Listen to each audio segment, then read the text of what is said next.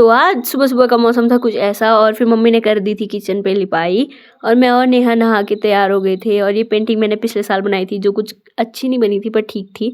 फिर हम आज जा रहे थे मम्मी की मौसी के घर पे और इस पेड़ पे नाशपाती ज़्यादा लगी, पत्ते कम है। फिर हम गए गौशाला की साइड से, यहाँ पे रास्ता बन रहा था नया और फिर हम पहुँचे नानी के घर पे और यहाँ पे थी सानू, सानू खेल रही थी। उसके बाद हम लोगों ने पिया जूस, बहुत ज़्यादा गर्मी हो रही थी और सानू यहाँ पे मेरे साथ हंस रही थी बहुत ज़्यादा, पता नहीं क्या-क्या बोली थी। फिर ये दोनों खेलने लग गई थी, तब तक नानी भी आ गई थी।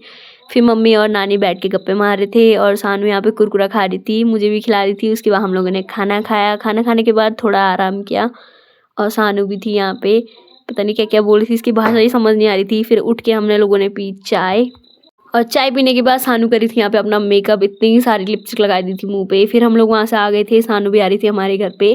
यहाँ गौशाला साइड गए हम लोग, वहाँ पे इतनी प्यारी सी बच्ची थी किसी की और यहाँ से हमारा पूरा गाँव दिखता है, इतना प्यारा सा व्यू दिख रहा था गाँव का। और यहाँ पे मौसी और मम्मी भी आ रहे थे, तब मैं ताई लोग के घर पे गई पर वहाँ कोई था नहीं। फिर चिंटू लोग के घर पे गई, यहाँ पे चिंटू और आदि थे। चिंटू तो कैमरे में आने से बहुत ज़्यादा शर्मा रहा था। उसके बाद हम लोग आए घर, ये दोनों भी हमारे साथ आए और ताई की तैयारी हो गई थी यहाँ पे गौशाला जाने की। फिर हम लोग आए घर पे तो मैंने बनाई सबके लिए चाय। चाय बनाने के बाद मैं चली गई थी छत पे, ये तीनों की तीनों यहीं पे थे और सानू, मम्मी और मौसी नीचे पे थे। यहाँ पे ताई लोग की भैंस भी थी। फिर सानू यहाँ पे चिंटू के साथ खेलने लग गई थी। उसके बाद चिंटू भी चला गया था अपने घर और हम कर रहे थे खाना बनाने की तैयारी।